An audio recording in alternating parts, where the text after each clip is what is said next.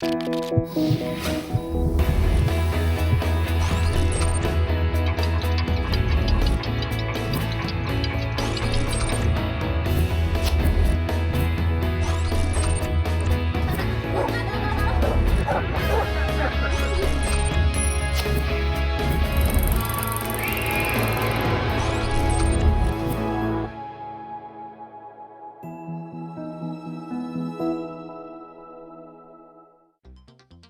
has puesto a pensar por qué hay adolescentes que se suicidan? Algunos dicen que estas generaciones le han perdido el amor a la vida. Otros argumentan que el suicidio es el reflejo del estado de abandono emocional en el que crecen nuestros hijos, mientras que otros expertos más nos hacen ver que la falta de un proyecto de vida puede orillar a que alguien atente contra su vida. ¿Darles todo a nuestros hijos ha hecho que pierdan la motivación de vivir? ¿Cómo pueden los padres de familia hacer que sus hijos sientan su apoyo y presencia? Hoy, en Diálogos en Confianza, prevención del suicidio. Hola, ¿qué tal? Qué gusto saludarlos esta mañana aquí desde el Foro de Diálogos en Confianza. Yo soy Cristina Jáuregui y el día de hoy, como ya vieron, vamos a hablar de cómo prevenir el suicidio en nuestros niños, nuestros adolescentes, pues en las personas cercanas a nosotros. Es un tema difícil, pero yo creo que es un tema muy importante y ustedes saben que nosotros aquí en Diálogos, justamente en nuestra línea editorial es pues, trabajar todos estos temas para ayudar, sobre todo para ayudar y para que todos los que nos están viendo pues encontremos, y junto con nosotros por supuesto, respuestas y una salida a este problema. Así es que bueno, pues ya estamos listísimos para empezar, para que ustedes nos llamen, para que nos platiquen sus historias. Un poquito más adelante vamos a escuchar algunas de las historias que tenemos aquí en el público. Obviamente por el tema pues van a ser anónimas, pero bueno, aquí estaremos siempre juntas. Mi Sandy. Así Buenos es, días. Cris, muy buenos días. Pues con este tema duro, pero hay que enfrentarlo, hay que hablar de esto, hay que hablar de las cosas a veces, aunque nos duelan, sobre todo para acompañarlos a ustedes que nos ven, que tienen dudas al respecto, que se quieren acercar a las personas que más conocen y más saben del tema, y sobre todo para estar más cercanos a nuestros hijos. Si tenemos alguna duda de que ha cambiado algo en su comportamiento, si hay algo en lo que podemos intervenir los papás, pues es el momento, y para ello aquí nos van a orientar.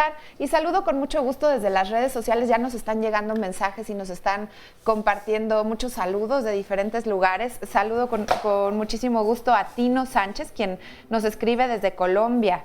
También Perla Pasarán, Carolina Zamora, Lisa Warren, Enrique Castillo, Ervin Albores, que Carolina nos ve desde Huatusco, Veracruz, y así desde todo el mundo compartimos el mensaje que el día de hoy tenemos en Diálogos en Confianza con el tema del día de hoy. Y pues los invito a que participen con nosotros, a que nos llamen a través de las redes sociales. Recuerde que las 2 horas de transmisión estamos a través de Facebook Live. Y también nos puede seguir en nuestra página www.canal11.mx/diálogos para que busque ahí la transmisión en este momento, y más adelante si algún programa es de su interés, algún tema, y usted puede poner en YouTube el tema que le interesó y la fecha para que no se pierda ningún programa de los que hacemos aquí con muchísimo cariño para usted en Diálogos en Confianza. Por supuesto que sí. Y bueno, pues hemos escuchado muchísimo a través de las redes sociales ahora, pues mucho del panorama de lo que estamos viviendo ha cambiado. A través de las redes sociales hemos encontrado, hemos escuchado de muchos retos que están viviendo nuestros adolescentes, grupos donde pues parecería que el objetivo es reunirse entre ellos a través de las redes, por supuesto, pues para hacer algún tipo de pruebas, algún tipo de alianzas, estar en grupos que tienen retos en común, algunos de ellos estaremos platicando. Y la pregunta que nosotros nos hemos hecho aquí en Diálogos, bueno, pues ¿qué es lo que está sucediendo? Sobre todo, ¿qué es lo que esto refleja? Hay un vacío entre nuestros niños, hay un vacío en los adolescentes, una necesidad de pertenencia. Esto, por supuesto, en muchos casos hemos escuchado que los lleva a quitarse la vida, los lleva al suicidio, y nosotros nos queremos preguntar, bueno, pues ¿qué es lo que está pasando? ¿Por qué justamente en esta época de tanta comunicación, de tantos medios de comunicación, tenemos todos estos aparatos que hoy se supone que nos tienen comunicados, y sin embargo vemos una gran carencia para nuestros niños, una gran ausencia? Entonces, de esto vamos a platicar el día de hoy. Creo que va a ser muy importante para todos nosotros. Y bueno, tenemos con nosotros como invitados, está hoy Roberto Manuel Rosales Tristán. Él es psiquiatra, especialista en adicciones, es profesor de la Asociación Mexicana de Tanatología en materia de suicidio y es profesor de la UNAM en psiquiatría. Roberto, ¿cómo estás? Muy bien, muchas gracias. Bienvenido. Qué gusto tenerte por aquí. Al contrario. Un tema fuerte, pero muy interesante. También está con nosotros Rita Jaime, investigadora social y perito en ciencias criminalísticas y criminológicas, especialista en salud mental. Es presidenta del Instituto Panamericano de Investigación para las Relaciones Exitosas e Inteligentes AC. Rita, ¿cómo estás? Muy bien, muchísimas gracias. Bienvenida, por la invitación. Qué gusto que estás aquí con nosotros. También está con nosotros Norma Cruz, ella es profesora de la Escuela Nacional de Trabajo Social de la UNAM y ha realizado investigaciones sobre suicidio justamente en adolescentes. Norma, qué gusto tenerte también por aquí. Muchas gracias a ustedes por la Bienvenida. invitación. Buenos días. Y bueno, quiero que me acompañen a ver la siguiente cápsula, que es una cápsula justamente que habla de la prevención del suicidio, para empezar a hablar del tema. Adelante. ¿Sabías que Facebook está trabajando en el desarrollo de una inteligencia artificial con la capacidad de detectar posibles comportamientos suicidas del usuario? Aunque este servicio solo está disponible en los Estados Unidos de Norteamérica, Facebook utiliza algoritmos matemáticos para analizar los comentarios de las personas y los posteos del usuario. Si el resultado señala que la persona está en riesgo, un equipo de personas le hace llegar al usuario información para que busque ayuda. Pero, ¿qué pasa en otros países con esta red social? No en todos los casos ha tenido beneficios, pues así como protege a sus usuarios, en otros casos y a través de sus mismas conexiones, se promueven retos como el de la ballena azul o el del abecedario del diablo. De hecho, por muy absurdo que pueda parecer, ¿sabías que en esta misma red social se ha puesto de moda el reto del agua caliente? Pareciera que así como termina una moda, comienza otra. Y lo peor no es esto, sino el hecho de que como padres de familia, abuelos, tíos, hermanos y hasta como amigos, a veces no ponemos atención a lo que sucede en las redes sociales y justo frente a nosotros. Decimos orgullosos que nuestros hijos ya vienen con otro chip y nos maravillamos de la agilidad con la que manejan las redes sociales. Sin embargo, ¿cuánto tiempo nos va a tomar explicarles a nuestros hijos que la vida no se reduce a lo que pasa en la pantalla de su celular? Quizá la primera respuesta radique en ayudarles a sentirse parte de una familia que los oriente y los proteja. ¿Tú qué opinas? Bueno, pues muy interesante, ¿no? Y algo también muy importante que comentarles es que el 10 de septiembre se celebra el Día Mundial para la Prevención del Suicidio. De acuerdo con el Centro de Información de las Naciones Unidas, cada día en promedio 3,000 personas ponen fin a su vida a través del suicidio. Por cada persona que sí lo logra, hay 20 personas que lo intentan. En México los números han ido en aumento y por ello es que hemos decidido, bueno, pues por supuesto, hablar de este tema tan importante, ¿no? Porque sí nos hemos dado cuenta que la prevención hace la diferencia. Entonces, bueno, vimos todo esto, la cápsula, y a mí me gustaría preguntarles, Norma, tú que trabajas también con adolescentes, ¿qué es lo que nuestros hijos ven en las redes sociales? O sea, ¿cuáles son los retos que han cobrado más fuerza recientemente? Pues como tú lo mencionabas al principio, ¿no? Se supondría que las redes sociales implicaría tener mayor comunicación entre nosotros, pero también esa comunicación también se ha vuelto violenta, ¿no? Hoy más que nunca los chicos, y no solamente ellos, cualquier persona es expuesta a la crítica, ¿no? A nivel no solamente nacional, sino incluso mundial, ¿no? Hoy podemos ver cómo el bullying se viraliza tan rápidamente en menos de 1 hora, en 2 horas, y en muchos casos este tipo de situaciones generan sentimientos encontrados entre nuestros adolescentes principalmente, ¿no?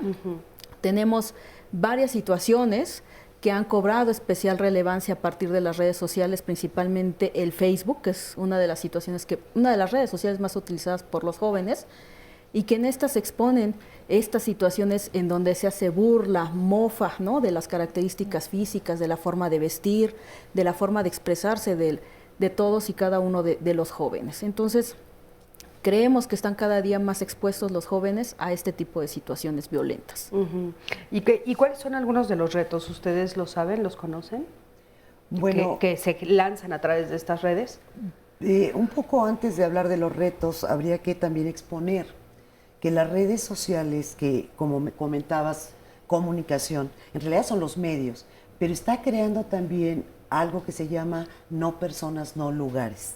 Es decir, hay una angustia porque sabes que hay un mundo virtual ahí si no tienes likes, si no estás participando, no solo la parte de la crítica, sino el que yo sea popular. La gente está buscando en este medio justamente un mundo paralelo que le está generando sensaciones como angustia, depresión. Entonces, ahora podemos seguir entrando a los retos, pero estas dos cosas que menciona Norma, la primera que es la agresión y toda la parte, la otra, la angustia que nos están proponiendo ahí con este medio. Claro. En este sentido, como Rita comenta, las personas tenemos perfiles de características. Funcionamos por nuestra manera de pensar, de sentir, de relacionarnos. Tenemos adolescentes, niños y adultos que hacen uso de las nuevas tecnologías, entre ellas dispositivos, computadoras, redes sociales, y hacen uso de una forma distinta de acuerdo a ciertas características. Hay un perfil de adolescentes y de niños que tienen falta de habilidades o una disminución en habilidades emocionales y de socialización, que es una forma de contribuir a satisfacer esta necesidad.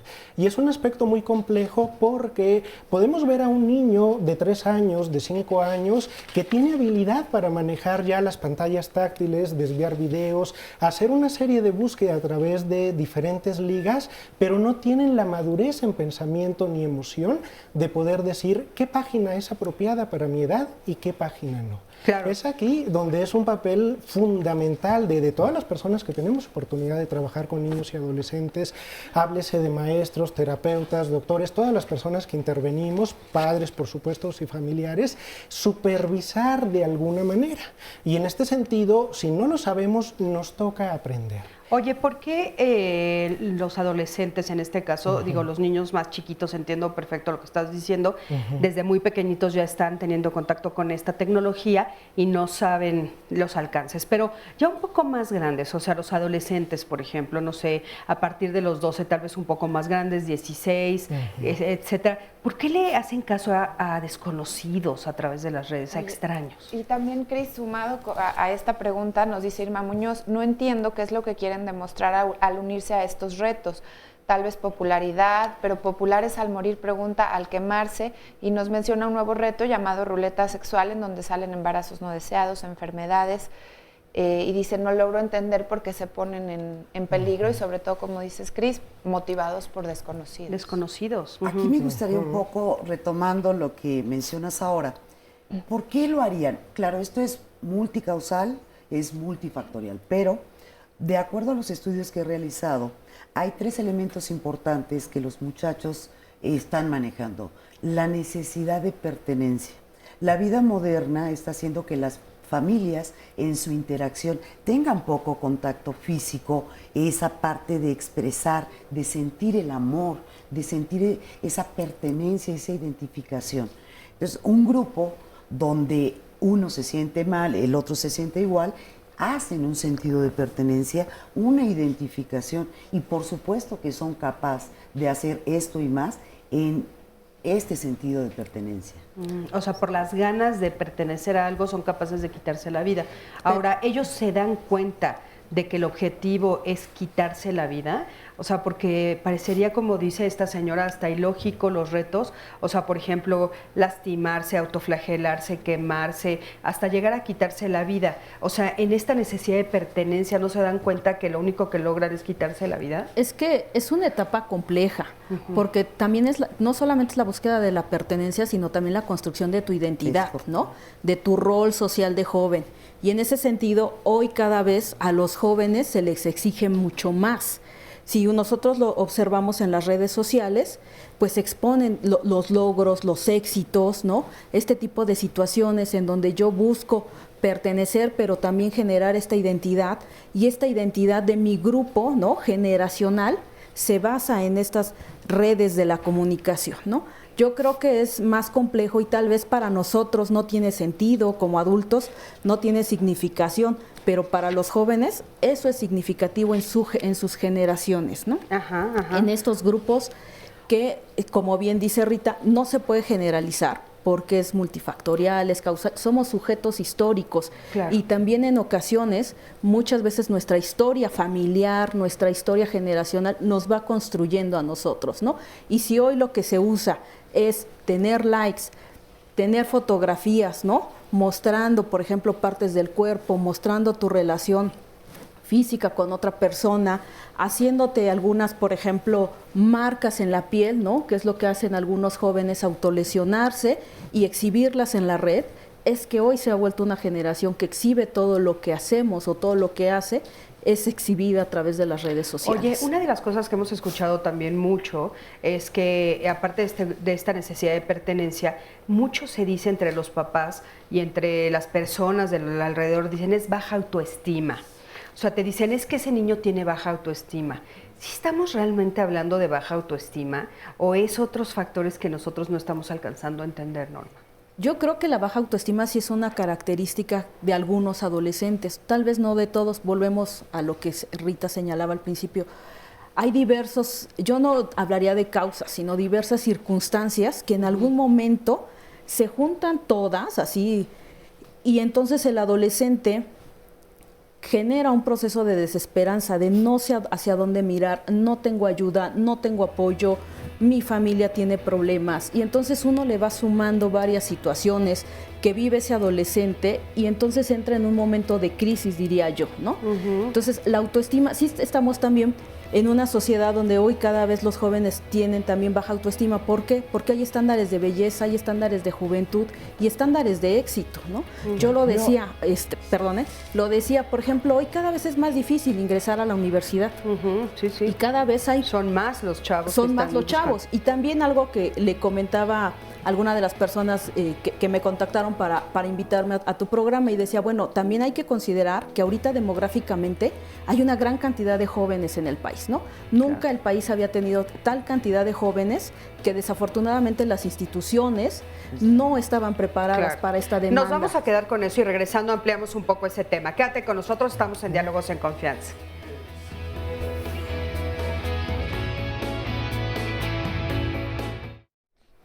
Bueno, ya estamos aquí de regreso y antes de que continuemos con el tema que nos habíamos quedado, le quiero dar la bienvenida, también ya se incorporó aquí con nosotros al panel, Alejandro Águila Tejeda. Él es psicoterapeuta y suicidólogo, es director del Instituto Hispanoamericano de Suicidología y representante de México por la Red Mundial de Suicidólogos. Muy buenos días, Cristina. ¿Cómo buenos estás, días a Ale? todos. Bienvenido. Bien, muchísimas gracias. Qué gusto tenerte ya también aquí por acá. Y bueno, justamente estábamos comentando esto que de repente nos dicen mucho sobre que tienen baja autoestima los niños o las niñas que están, los adolescentes que están cometiendo estos actos. La pregunta era si esto es real y bueno, se ve que es multifactorial, fue lo que nos dijeron. Yo quiero que me acompañen a ver la siguiente cápsula. Es una cápsula de un papá que nos va a platicar qué fue lo que sucedió en su familia y tiene algunos elementos que a mí me parecen muy interesantes porque de repente en varias de las llamadas que hemos tenido en el transcurso de muchos programas aquí en Diálogos, hay como un elemento en común que lo vamos a ver ahora con este señor que dice, yo no lo vi venir, ¿no? A ver qué opinan ustedes. Mi familia era normal, parecía y yo sentía que tenía una familia ideal, a veces demasiado bueno para ser verdad, ¿no? Un hijo mayor, una hija pequeña, 4 en total de familia, entonces parecía esto muy normal, muy agradable, todo en orden. Un chico que, bueno, tenía sus disgustos, sus enojos, y yo con los regaños normales, no había ningún cambio. Un día antes de que pasaran todos sus eventos, yo regresaba con él y platicábamos el proyecto a futuro, lo que había que hacer después. No era alguien que no tuviera planes, que no tuviera futuro, que no tuviera una idea de lo que seguía, ¿no? Sin embargo, ahora entiendo que él tenía algo que seguramente ni él se daba cuenta. O sea, él no podía percibir lo que tenía, ¿no? Esa enfermedad, él mismo no se daba cuenta de lo que tenía y de lo que orilló a hacerle, ¿no? Un día miércoles, 26 de febrero del 2014, yo llego a la casa, como todos los días, hablé con él 2 horas antes y le dije, oye, no voy a poder ir por ti a una clase que tomaba de inglés en la tarde, vete solo y paso por ti en la noche. Cosa que me pareció normal, ya había pasado muchas veces, no era la primera vez. Llego yo a la casa por ahí de las 8 de la noche, primero pensé que estaba dormido, lo busqué en su cuarto, en su lugar, no lo encontré y después lo encontré en otro lugar. Lo encontré ya sin vida, lo encontré frío, fue terrible, terrible, totalmente horrible, una escena terrible, irrepetible y que la verdad no es bueno recordar. No es sano mentalmente para mí recordarla, sino superarla. Y eso fue un shock en la familia, ¿no? Después vienen los apoyos de la familia cercana, la ayuda, y empieza a uno a quedarse perdido, ¿no? Yo me perdí. Es muy fácil que alguien te señale y alguien te venda y te diga que tú fuiste responsable por no darte cuenta de lo que le estaba pasando a tu hijo, ¿no? Y eso es muy fácil de vender. El pasarle el que yo asumiera una responsabilidad que no tenía, ¿no? Si él hubiera tenido cáncer, nadie me dictaría como culpable, ¿no? De que yo no me di cuenta que tenía cáncer, ¿no? O que le dio un infarto o algún tumor en el cerebro, porque conozco muchos casos que chicos, jóvenes que mueren por alguna enfermedad de manera súbita, ¿no? Y mi hijo va a ser, en febrero se cumplen 2 años de su muerte por suicidio. Y desde entonces somos 3, ¿no? Fíjense qué interesante, Ale. Escuchamos muchas cosas, pues, sobre todo, por ejemplo, el estigma, ¿no? Una es, siempre vienen de familias disfuncionales, cosa que quisiéramos saber que ustedes nos aclaran si eso es real, porque, bueno, en este caso parece que no. Y la segunda es, siempre es culpa de los papás. El testimonio nos da una idea muy clara respecto a esta visión de lo normal. Nos comparte el Señor que se consideraba una familia normal y que esto sorprende porque no se esperaba la situación. Sí hay que aclarar los mitos respecto al suicidio, Cristi, porque se piensa que la gente enferma, loca, o solo la deprimida es la que decide suicidarse. Inclusive el Señor se queda con esta situación que muchos familiares de un suicida se sienten, viven, sufren, y es el por qué. Muchos de mis pacientes que acuden, papás de alguien que ya se quitó la vida, me dicen, doctor, ¿y por qué se suicidó? Las verdaderas razones por las que alguien se quita la vida se las lleva a la tumba, no las sabemos. Inclusive en el testimonio nos comparte, señores, que pudo haber sido que si un tumor o si una enfermedad o algo, una situación que justificara de alguna forma la situación suicida, pues no hay justificaciones. La persona que decide quitarse la vida vive una situación de desesperanza independientemente de la condición física o emocional que tenga. Y eso hay que tenerlo muy claro porque desculpabiliza esa situación emocional en las familias. Claro, sí, Rita. Yo creo que aquí es muy importante, retomando lo que comenta el doctor Águila, bajo la perspectiva criminológica, nosotros elaboramos algo que se llama verdad histórica. ¿Qué pasó? Esa parte donde no la vi venir. Precisamente hay señales silenciosas que hoy día la circunstancia moderna nos está demandando desarrollar para los padres, para los tutores de los menores, otras competencias para poder detectar, incluso para los maestros, porque es tan sutil desde la manera en que hablan, de la manera en que sí tiene un proyecto, pero qué tan vinculado está realmente con el mundo, qué tan vinculado está con las personas. Entonces, creo que es un acto muy complejo, como bien menciona el doctor, y esta parte que mencionaba Roberto hace un momento, de esa problemática que estamos teniendo en las habilidades sociales. Se están transformando, nos están robando un poco esta parte humana, donde justamente el vernos, esas microexpresiones, el sentirte, la tecnología está interfiriendo. No sé qué piensas. Claro, a ver, a mí me gustaría, Norma, preguntarte, porque en la investigación, justo cuando te entrevistaron, nos decías que hay cosas que no se hablan. Claro, fíjate que nosotros tenemos la experiencia en algunas investigaciones que hemos realizado en la Escuela Nacional de Trabajo Social, sistematizamos los estudios sociales de adolescentes que llegan a un hospital público para la atención psiquiátrica, porque también creo que desde ahí luego comienza el estigma, como bien decía el doctor, ¿no? Todos los pacientes que intentan suicidarse son canalizados a instituciones psiquiátricas, ¿no? Y entonces lo psiquiátrico siempre es un enigma, un estigma, ¿no? Claro. Marcar a la gente. Y entonces fíjate que veíamos a las familias de los adolescentes y las adolescentes y veíamos que en estas familias sí tienen ciertas problemáticas, ¿no? Veíamos que tienen antecedentes, ya sea de los padres o de los tíos, que también intentaron suicidarse o tienen suicidio. Desafortunadamente hay alcoholismo, adicción de los padres, y algo que nos llamaba mucho la atención es que luego en las familias de estas personas, de estos adolescentes sobre todo, hay cambios frecuentes de domicilio, porque los padres tienen empleos que son que no son empleos ¿fijos? Como fijos, ¿no? Por ejemplo, teníamos el caso de una chica que su padre había estado en 2 ocasiones en el reclusorio, su madre se dedicaba al sexoservicio y era su 4º intento de suicidio con pastillas, ¿no? Y también para trabajo social, no solamente para la psiquiatría, es un reto el trabajar con estas familias. ¿Por qué?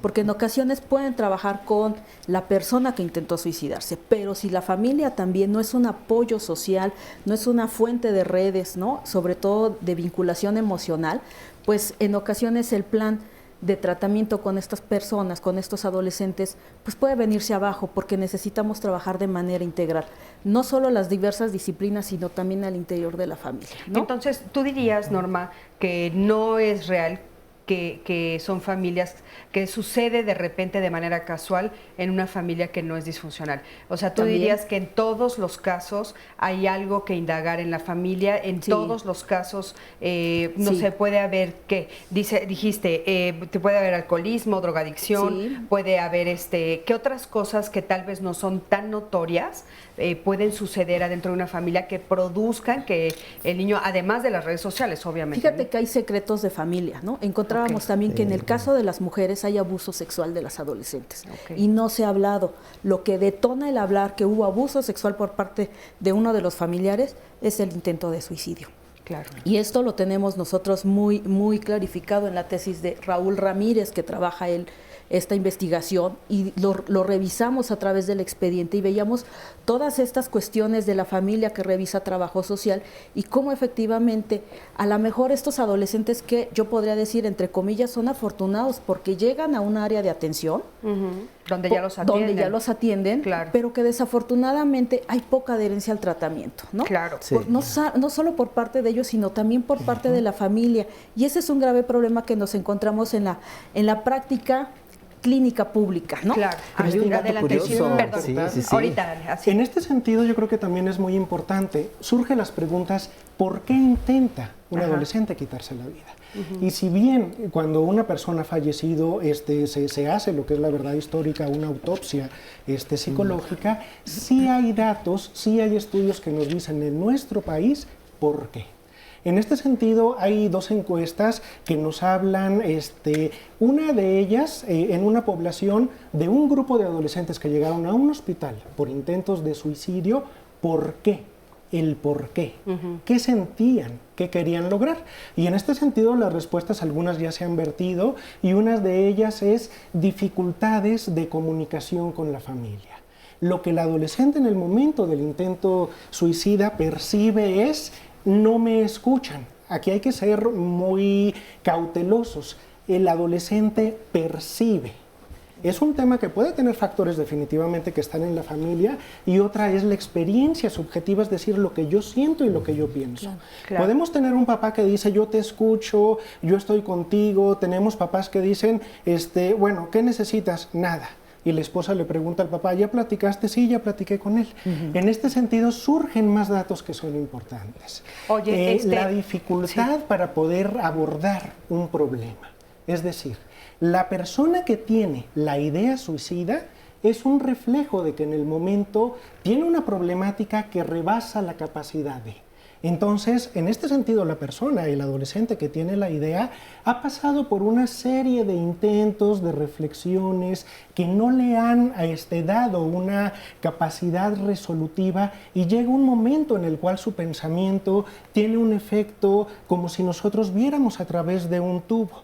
El adolescente parece decir, ya lo intenté todo y como no me funciona, entonces viene la idea suicida. O sea, ya no encuentran ninguna salida. No encuentran ninguna salida.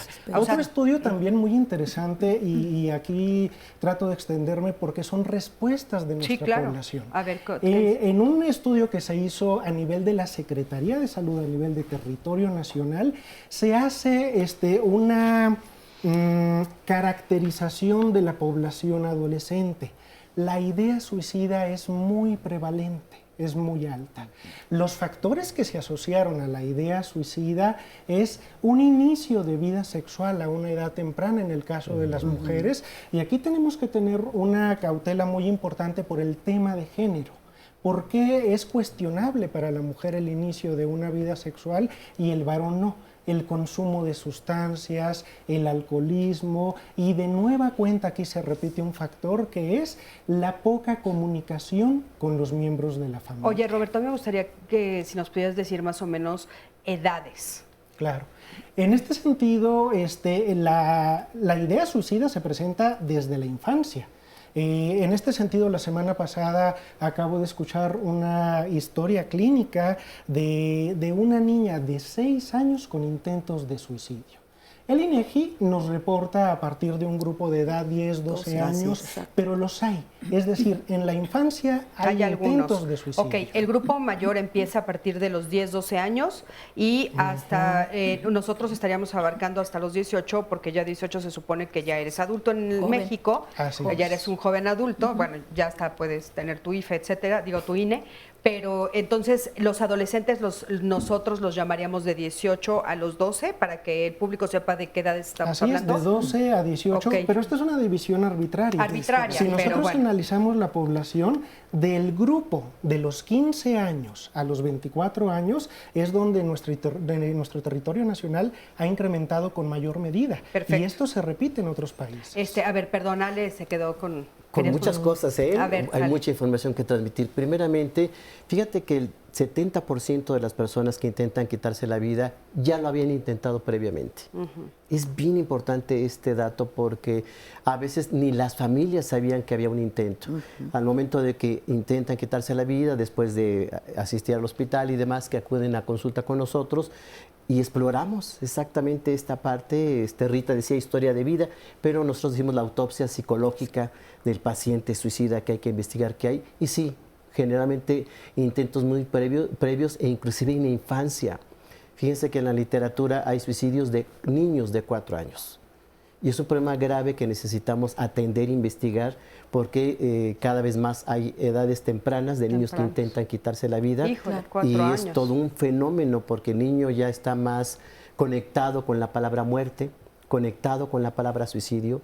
Hay caricaturas que ya presentan cosas de suicidio. Entonces, ese acercamiento a una situación de muerte, por eso se requiere hacer toda una investigación muy profunda respecto a ello. Claro, bien importante. A ver, Sandy, hay muchos comentarios interesantes. Sí, nos dicen, híjoles, que hay de todo. Por ejemplo, nos dicen que la causa es multifactorial. Una persona dice, el suicidio es un tema tan delicado que abarca no solo a quien lo comete. También nos dice Macario Rueda, si vemos el suicidio en forma parcial estamos perdidos. Las redes sociales, que es con lo que comenzamos hablando, son un factor y no el que más influye, es un catalizador, uno más. Y también nos dicen en otros comentarios, me parece triste que una persona solo encuentre la solución a su problema en estos actos, no juzguemos, aprendamos de estos hechos y estar al pendiente de nuestros seres amados. Nos dice también que otra persona, es que en algunos casos voy a omitir los nombres porque son historias delicadas. También nos dicen, ¿qué clase de señales son realmente? Hace ya casi un mes un amigo se suicidó, todos lo veíamos bien, era un chico muy sociable, todos lo queríamos mucho, siempre se preocupaba por nosotros, tenía gente que lo quería mucho y lo habíamos visto 2 días antes súper bien en una fiesta y el lunes en la madrugada lo encontraron colgado. Ahorita lo dejamos esto como una manera de pregunta. También nos dicen que hay una deficiencia grave en cuanto al apoyo a la población en riesgo y qué se está esperando para que esto no sea una epidemia, para hacer algo. También nos dicen, vivimos en una sociedad donde los padres tienen que ausentarse del hogar para buscar sustento familiar. Ello ocasiona que haya una población con un descuido emocional y nuestro pésimo sistema de educación que hace que nuestra juventud no tenga motivación para estudiar, con la facilidad de adquirir drogas y que se refugien en ellas. Y como estos están lloviendo comentarios, muchísimas gracias de verdad a todos Muy por su interesantes, participación. En un momentito regresamos, quédense con nosotros, estamos en Diálogos en Confianza.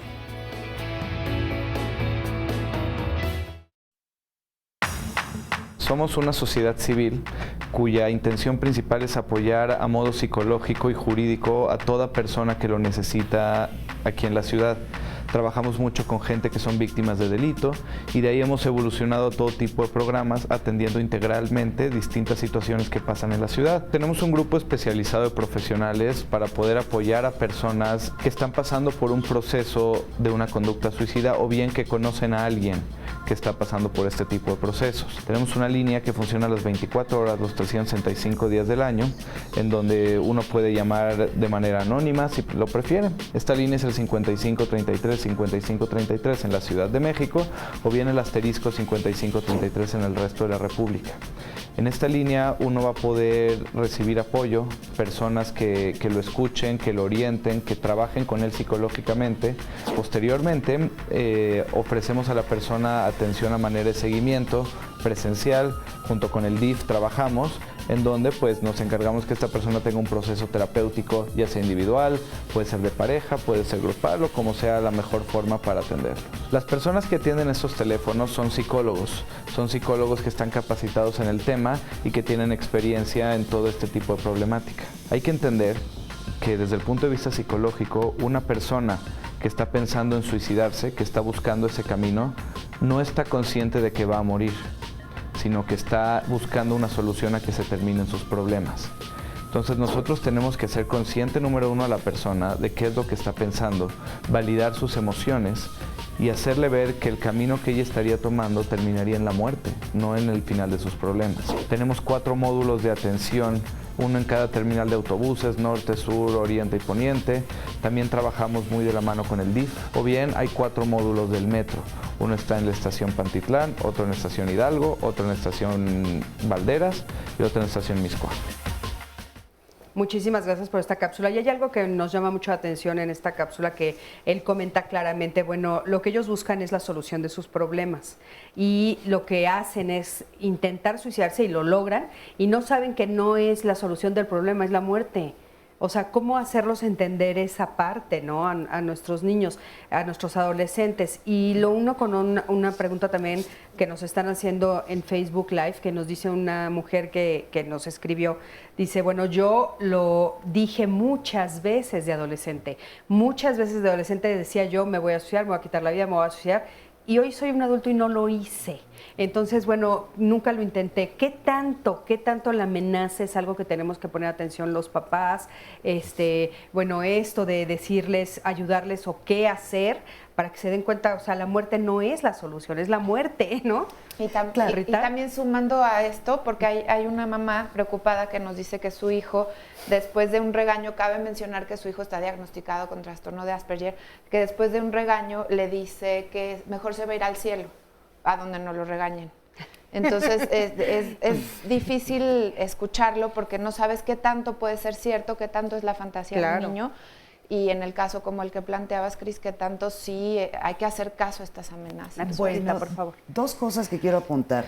Efectivamente hay, de acuerdo a los especialistas, algunos motivadores importantes. El disgusto o violencia familiar, las relaciones amorosas entre ellas, la desadaptación o bullying, adicciones. Pero yo quisiera un poco, las personas cuando dicen, ¿qué pasa ahí que no lo vemos?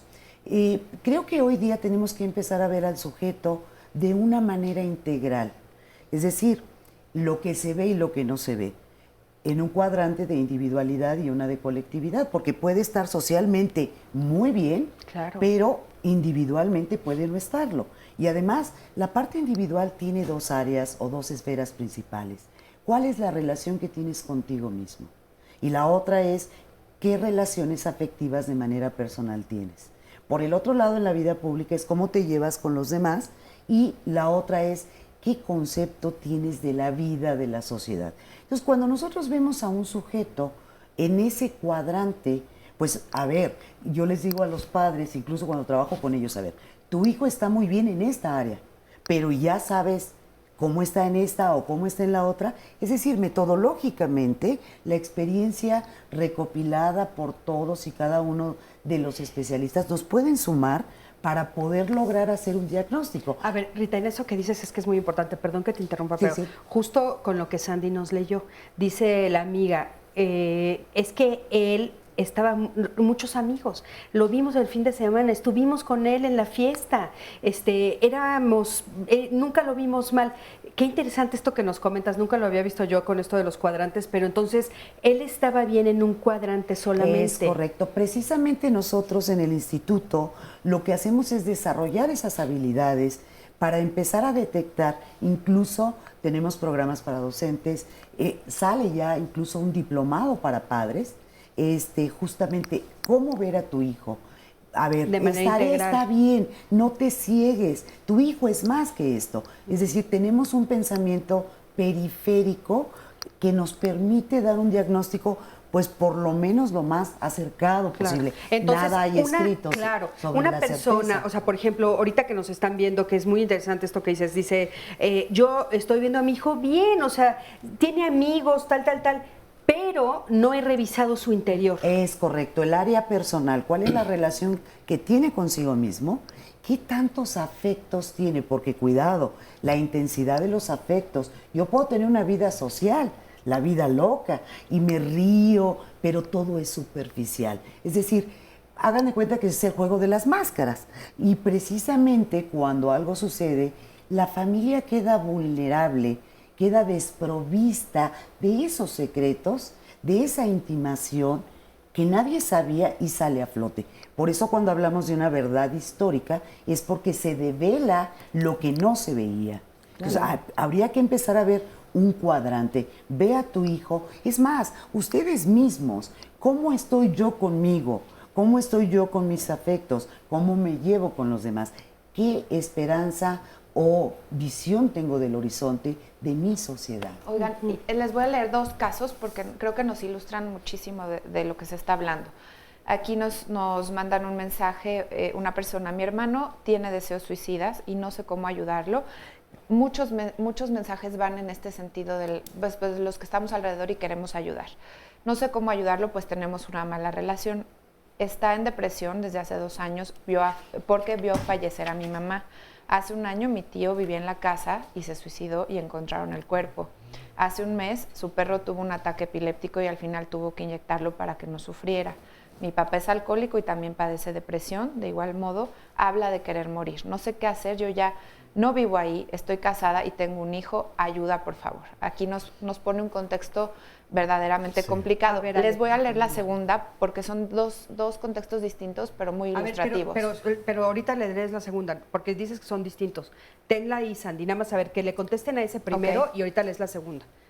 Esta necesidad de ayuda es algo, fíjense que cuando alguien nos dice que se quiere suicidar, nos sentimos muy responsables de su vida. Nos genera una tremenda angustia, mucha desesperación y saber qué hacer y ser asertivos porque consideramos que nuestra aportación o nuestra ayuda es definitiva para la vida del otro. Cierto. Aquí le van los 3 consejos muy importantes. El primero de ellos, cuando alguien nos dice que se quiere quitar la vida, hay que escucharlo. Cristi, pero hay que escucharlo empáticamente. A lo mejor los psicólogos sabemos lo que es la escucha, pero es una escucha receptiva, es una escucha en donde realmente estamos recibiendo lo que el otro quiere decir en todas sus áreas, como lo dice bien Rita, en todos los cuadrantes, ¿no? ¿Qué está sintiendo en cada una de sus partes? Esta escucha nos va a servir para saber qué tan en riesgo está. No es lo mismo alguien que nos diga, yo me quiero suicidar en París y está muy difícil que vaya a París, ¿no? O yo me quiero suicidar con pastillas y tengo aquí las pastillas. Claro. Ahí vemos un poco la gravedad y la accesibilidad del método.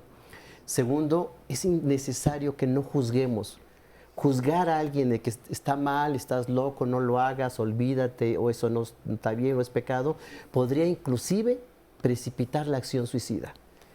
El suicida siente en ese momento que no se le escucha, que no se le está tomando en serio y que lo que él está abriendo su corazón, sus sentimientos, no están siendo recibidos adecuadamente y entonces dice, pues no me creen, van a ver, sí lo voy a hacer.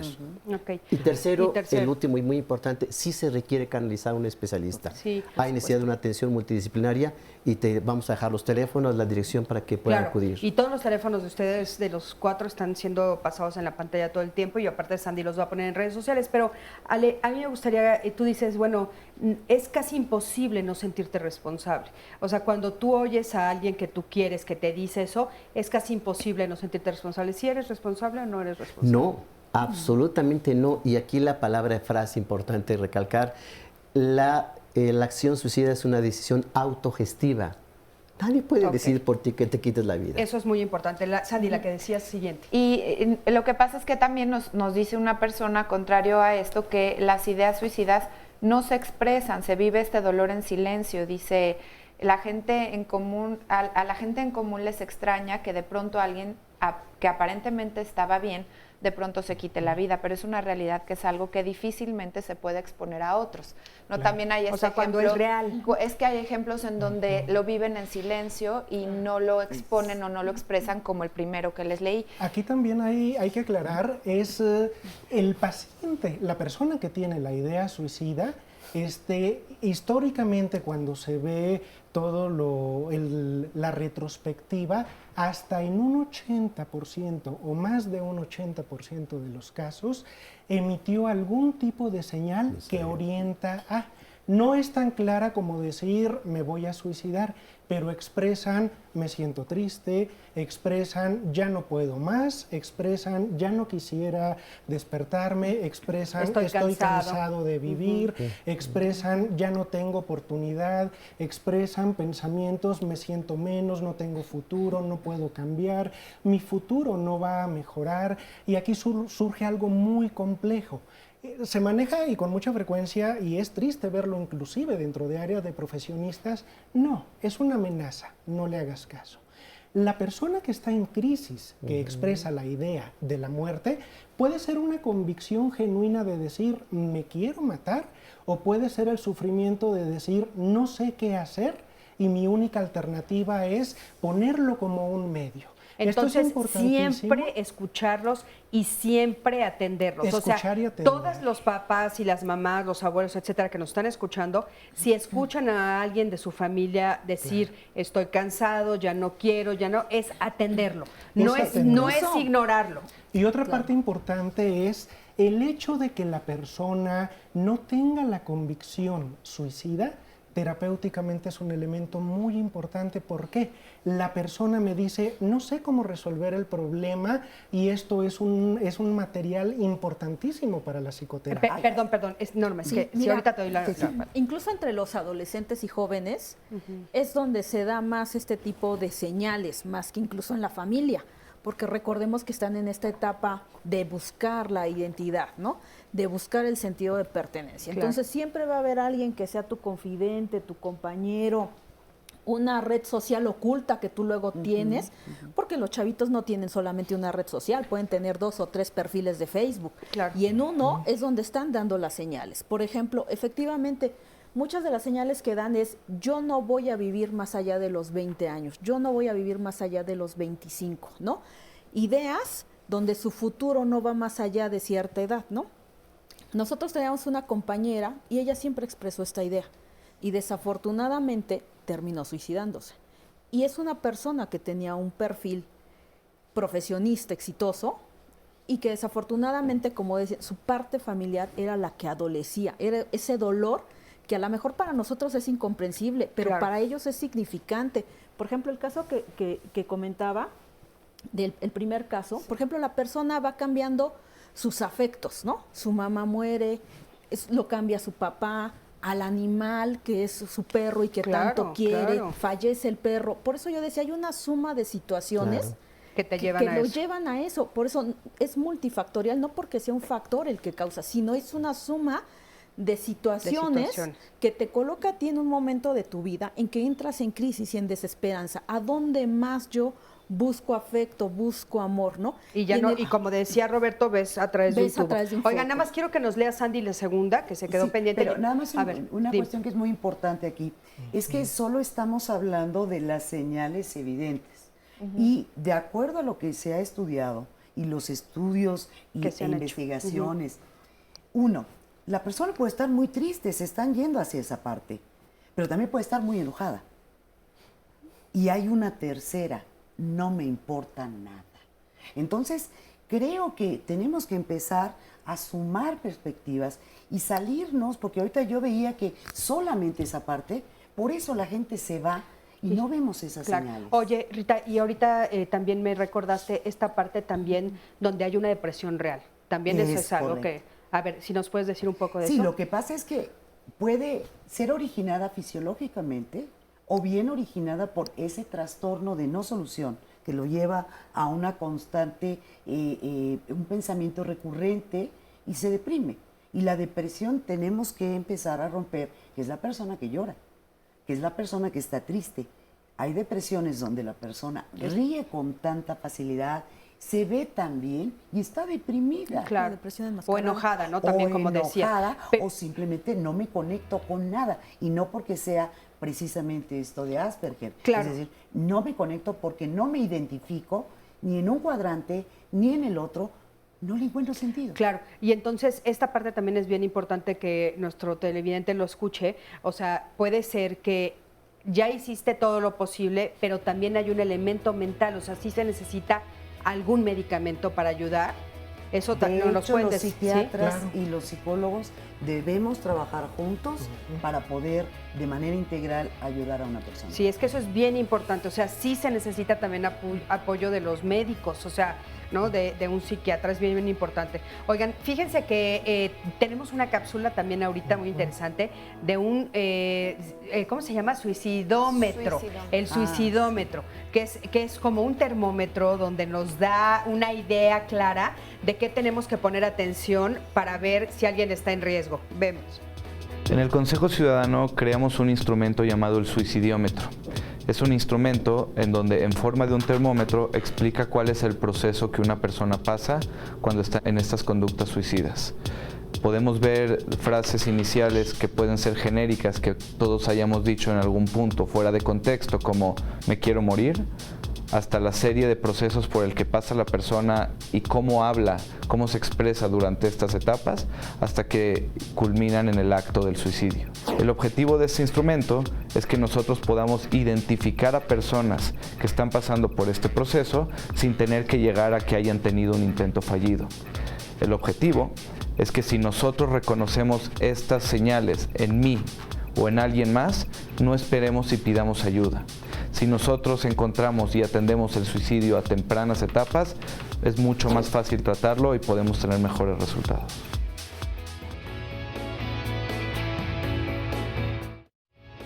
Muchas gracias por continuar con nosotros. Estamos completamente en vivo en Diálogos en Confianza, hablando de la prevención del suicidio en niños y en adolescentes, en jóvenes. Y participe con nosotros, aquí estamos leyendo todos sus comentarios. Lo invito a que mañana no se pierda el programa. El tema es ser fuerte ante la adversidad. Y tiene que ver con lo que estamos hablando el día de hoy. Hay muchas llamadas de padres de familia, de amigos que han perdido seres queridos, que se han enfrentado a diferentes situaciones adversas y difíciles. ¿Y qué es lo que hace que algunos salgamos adelante podríamos decir, de una manera más fácil o tengamos las herramientas para transitar por etapas y procesos dolorosos?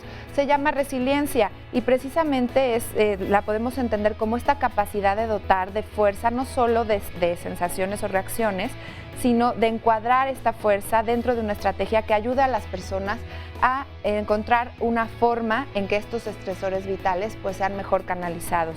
Y Viktor Frankl decía, si no está en tus manos cambiar la situación que te produce dolor, siempre podrás escoger la actitud con la que afrontas ese sufrimiento. Mañana ese va a ser nuestro tema. ¿Están de acuerdo ustedes con esta frase? ¿Qué consideran como resiliencia? Y si se han enfrentado a situaciones adversas, compártalas con nosotros. Y vamos a continuar con nuestro tema del día de hoy. Vamos a ver lo que ya se ha dicho en este resumen. Se supondría que las redes sociales implicaría tener mayor comunicación entre nosotros, pero también esa comunicación también se ha vuelto violenta. Hoy podemos ver cómo el bullying se viraliza tan rápidamente en menos de 1 hora, en 2 horas. Se hace burla, mofa, ¿no?, de las características físicas, de la forma de vestir, de la forma de expresarse de todos y cada uno de los jóvenes. Hay una angustia porque sabes que hay un mundo virtual ahí si no tienes likes, si no estás participando, no solo la parte de la crítica, sino el que yo sea popular. Las personas tenemos perfiles de características. Funcionamos por nuestra manera de pensar, de sentir, de relacionarnos. Hay un perfil de adolescentes y de niños que tienen falta de habilidades o una disminución en habilidades emocionales y de socialización. Podemos ver a un niño de 3 años, de 5 años, que tiene habilidad para manejar ya las pantallas táctiles, desviar videos, hacer una serie de búsqueda a través de diferentes ligas, pero no tienen la madurez en pensamiento ni emoción. Un grupo donde uno se siente mal, el otro se siente igual, hacen un sentido de pertenencia, una identificación y por supuesto que son capaces de hacer esto y más en este sentido de pertenencia. No solamente es la búsqueda de la pertenencia, sino también la construcción de tu identidad, ¿no?, de tu rol social de joven. Observamos en las redes sociales, pues se exponen los logros, los éxitos, ¿no?, este tipo de situaciones en donde yo busco pertenecer, pero también generar esta identidad. ¿Por qué se suicidó? Las verdaderas razones por las que alguien se quita la vida se las lleva a la tumba. Una situación que justificara de alguna forma la situación suicida, pues no hay justificaciones. La persona que decide quitarse la vida vive una situación de desesperanza independientemente de la condición física o emocional que tenga. Pues ha estado muy interesante, todo este resumen nos deja ver cuánta información tan importante se ha dado. Y tenemos una llamada, un comentario en Facebook Live que nos dice: ¿qué se hace si una joven de 20 años en repetidas ocasiones dice que se quiere morir? ¿Se le lleva contra su voluntad a un psicólogo o a buscar ayuda? Es pregunta. Varios psicólogos me han dicho que si la persona no quiere ser ayudada no se puede hacer nada. Roberto, por favor. En este sentido, la idea suicida se presenta en diferentes perfiles. Hay personas que piensan que es únicamente la depresión y no es así. Los estudios nos dicen que de 100 personas que tienen la idea suicida, vamos a tener un 85% en el cual hay una problemática relacionada a la salud mental, pero la depresión no es en todas de ellas. Por ejemplo, tenemos problemas en el control de los impulsos, que son personalidades sumamente temperamentales, arrebatadas, con conductas de riesgo. Tenemos los cuadros de ansiedad, de pánico, tenemos las problemáticas de personalidad, están otro tipo de trastornos, la depresión, la ansiedad, los trastornos bipolares, y así podemos continuar. Ahora, cuando nosotros vemos una idea suicida, esto es reflejo de una necesidad de intervenir a nivel individual, a nivel familiar y a nivel cultural o social.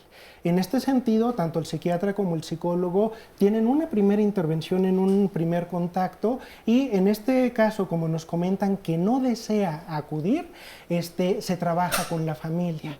De acuerdo a un enfoque sistémico, si yo trabajo con una familia, voy a generar un campo y voy a estar trabajando elementos de soporte y de apoyo para la persona que tiene el riesgo suicida. En este sentido, y volviendo un poco a la parte médica, el medicamento tiene un punto muy importante, pero muy específico. El medicamento no es la panacea, el medicamento no es la solución, el medicamento no resuelve problemas.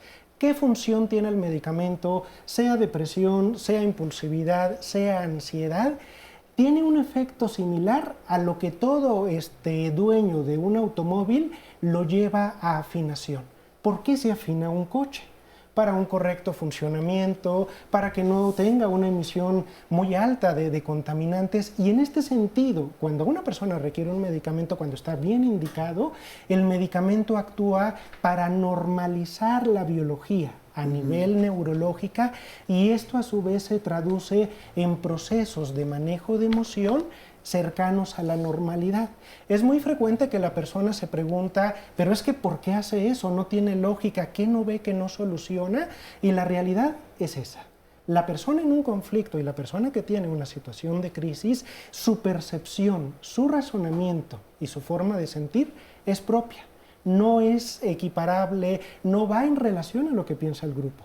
De ahí que es muy importante una intervención en crisis, es decir, la idea suicida, la idea de la muerte es indicativo de un primer contacto a la brevedad con un psiquiatra, con un terapeuta, con un trabajador social, con el terapeuta familiar, porque resalto el concepto fundamental. La idea suicida no es llevar al paciente al banquillo de los acusados, es un trabajo en conjunto que se va a hacer entre diferentes especialistas a nivel social, individual, a nivel médico, a nivel terapéutico y con la familia indiscutiblemente. Oye, es muy interesante lo que acabas de decir, Roberto, pero a ver, la pregunta en específico de que nos hacía esta señora es, ¿la obligo o no?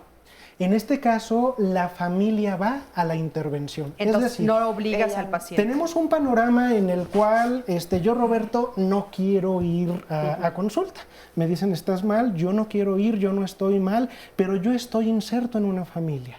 Yo tengo acuerdos implícitos de convivencia, de afectos, tengo acuerdos de una convivencia y de acuerdo a esto yo no voy como un elemento acusado, pero en este sentido sí se trabaja y se interviene de forma directa a nivel de la familia.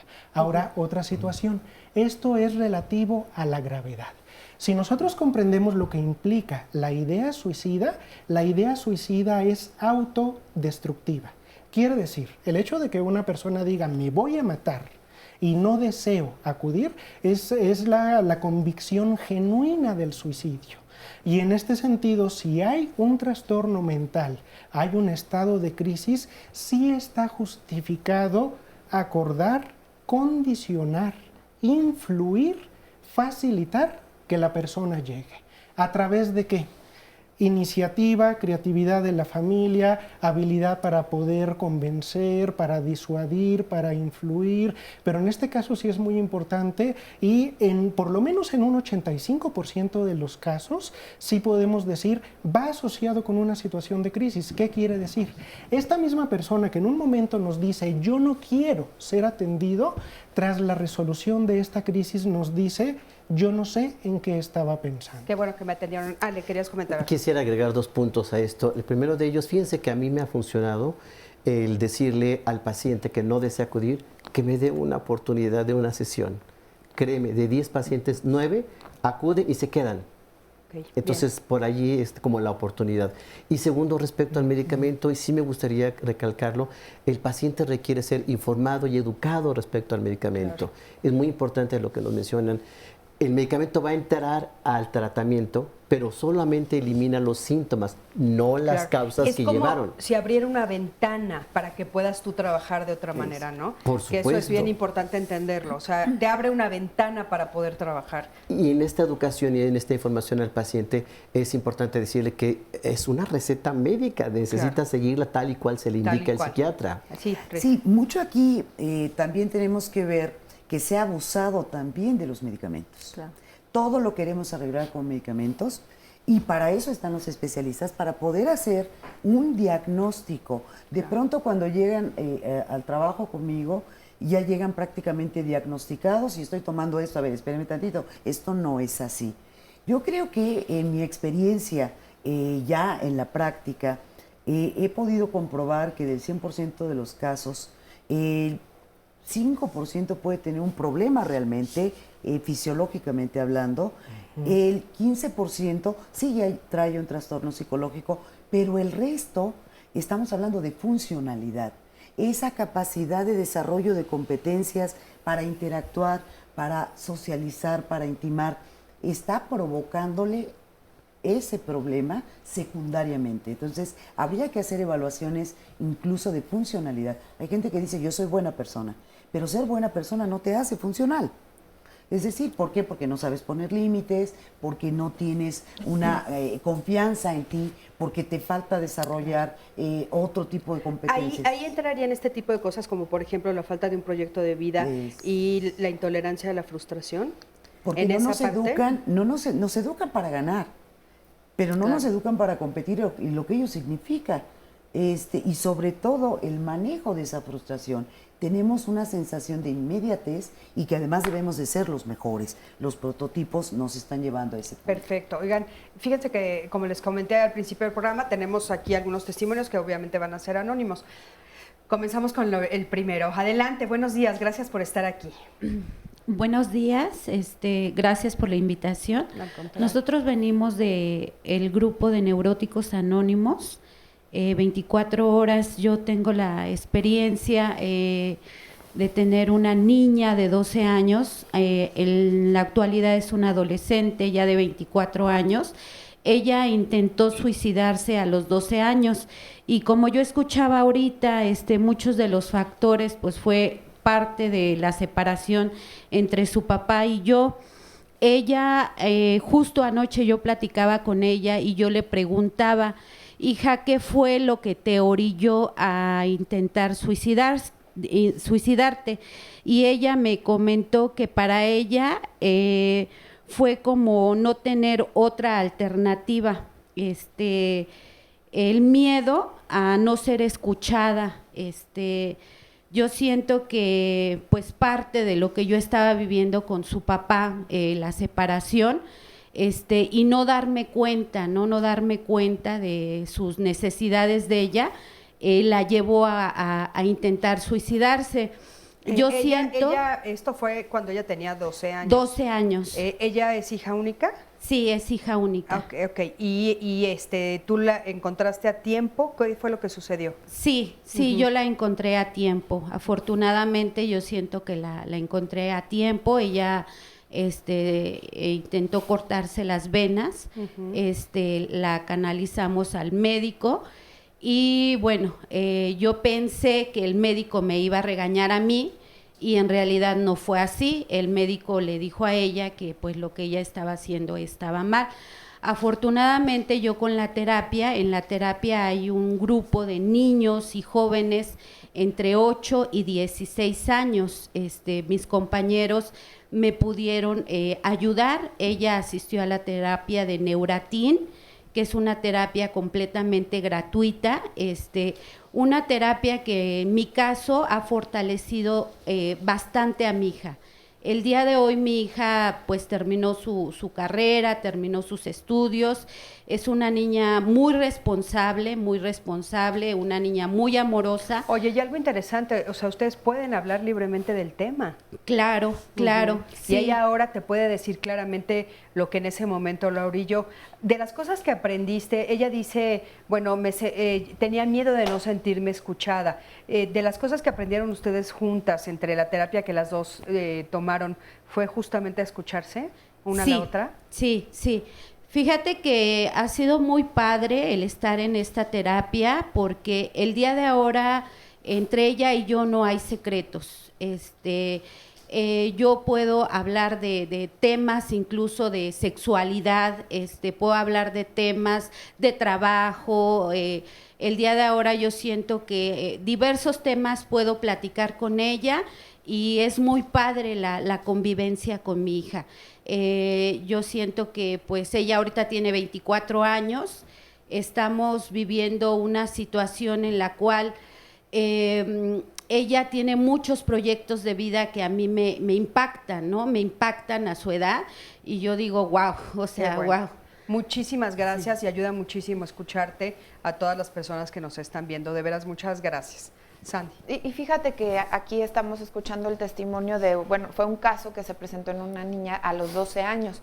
Nos están preguntando qué diferencia hay entre el suicidio y todo este fenómeno en los adultos y entre los niños y los adolescentes. Y precisamente hay un testimonio que nos llega de un niño, una familia con un niño de 11 años con TDA y con hiperactividad y que todo el tiempo dice que se va a matar. En casa se le da el apoyo, pero por su condición mis dos hijos, los otros hijos lo molestan, ya hablamos con ellos, pero aún así existe el problema.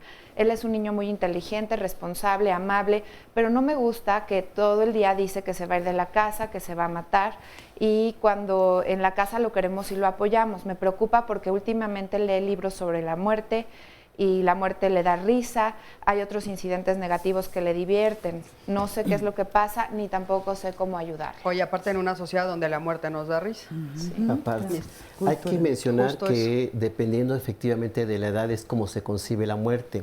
Ejemplo, menos de 6 años el niño va a percibir la muerte como algo reversible, así como en las caricaturas, claro, ¿no? Que ¿verdad? se cae el coyote y se sacude y sigue corriendo con el Y aparte correcaminos, los ¿no? videojuegos sale de ahora, ¿no? Sí. Que de veras, ¿cuántas vidas tienen, no? Y cuántas más me va a dar, si insisto, y demás.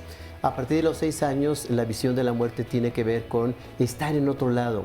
Generalmente cuando hay una situación de violencia familiar, el niño dice, yo me quiero morir, pero para estar desde las nubes y desde afuera ver todo, ¿no? Y no sentir lo que estoy sintiendo, recordemos Fíjate qué interesante, o sea, como esta, sí quiero estar, pero desde lejos. Sí. O sea, sí quiero, no me quiero desaparecer. Totalmente. Oye, ahí nos quedamos porque vamos a ir a un corte para que sigas regresando. Sigo con las diferentes etapas que nos estás diciendo, que es muy interesante, porque eso nos da como mucha luz. O sea, no es realmente que quiere desaparecer, es que sí quiere estar, pero quiere estar desde lejos para no estar con el dolor, ¿no? No sentir el dolor.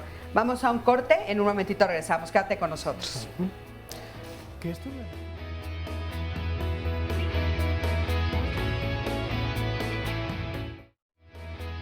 Muchas gracias por continuar con nosotros y le pido atención en este segmento en especial que tenemos todos los martes, en los que les mostramos las fotos de personas que han desaparecido. Por favor, si usted tiene alguna información, puede ser de muchísima utilidad para que ellos se encuentren nuevamente con sus seres queridos. Vamos con la primera imagen, que es de Claudia Cano González, quien se extravió en Cerrada de Urán, Manzana 1, Lote 9, Colonia Tepenepantla, en el municipio de Chimalhuacán, en el Estado de México. Claudia Cano González se extravió el 29 de julio de este año de 2017. Vamos con una segunda fotografía, que es la de Athos Iván Portillo Valdés. Él se perdió en calle Popocatépetl, Manzana 435, Lote 4, en Ciudad Azteca, en el municipio de Catepec, del Estado de México. Athos Iván Portillo Valdés está desaparecido desde el 7 de julio de 2017. Una imagen más que le mostramos es la de Carla Melina Villanueva Herrera, quien se extravió en Francisco del Paso y Troncoso, número 664, en la colonia Jardín Balbuena. Carla Melina está desaparecida desde el 26 de mayo de este año 2017. Y la última imagen es la de Víctor Cortés Hernández, quien se extravió en Colonia Ticomán, en la delegación Gustavo Amadero, desde el 3 de mayo de 2013. Repito su nombre, Víctor Cortés Hernández, extraviado desde el año 2013. Sin embargo, sus familiares lo siguen buscando y cualquier información que usted pueda proporcionar es muy importante. Muchísimas gracias por su atención en este momento, en este segmento específico del programa. Vamos a continuar con nuestro tema con la siguiente información. Bueno, este es el Centro Cuídate Venustiano Carranza, mejor conocido como el Hospital de las Emociones, y somos una dependencia del Instituto de la Juventud. En este hospital se da únicamente atención psicológica a jóvenes de 12 a 29 años de edad. Aquí se da la atención psicológica del área clínica, además de que tenemos el apoyo del Instituto de las Mujeres, que brinda la atención psicológica y asesoría legal sobre mujeres generalmente víctimas de violencia.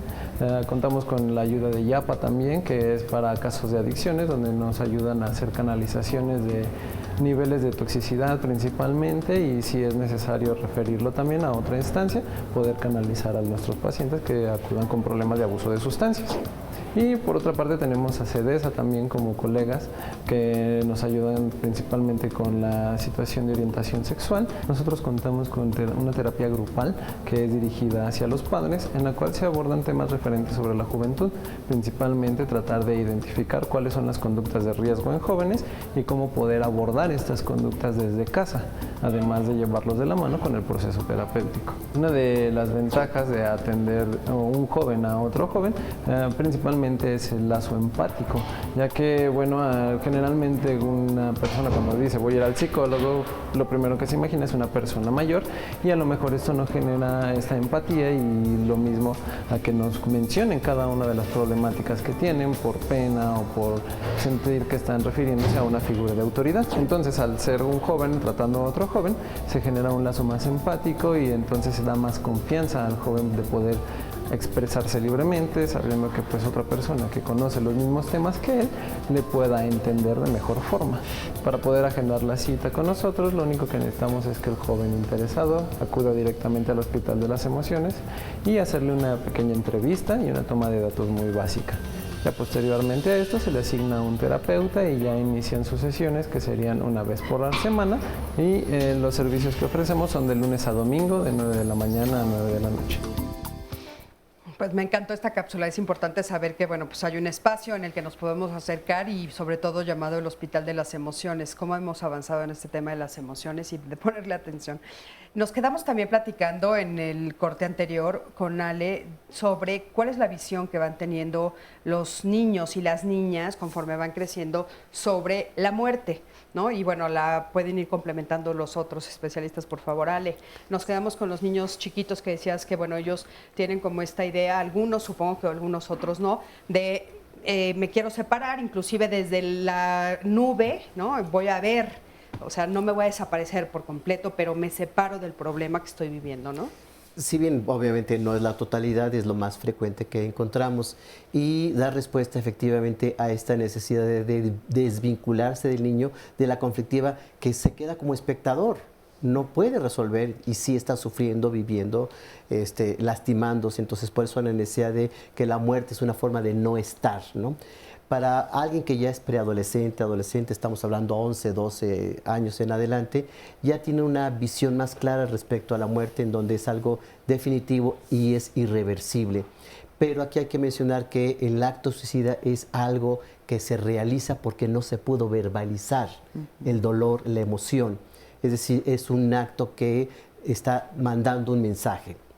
El testimonio que aquí nos comparten tiene mucha claridad en ello.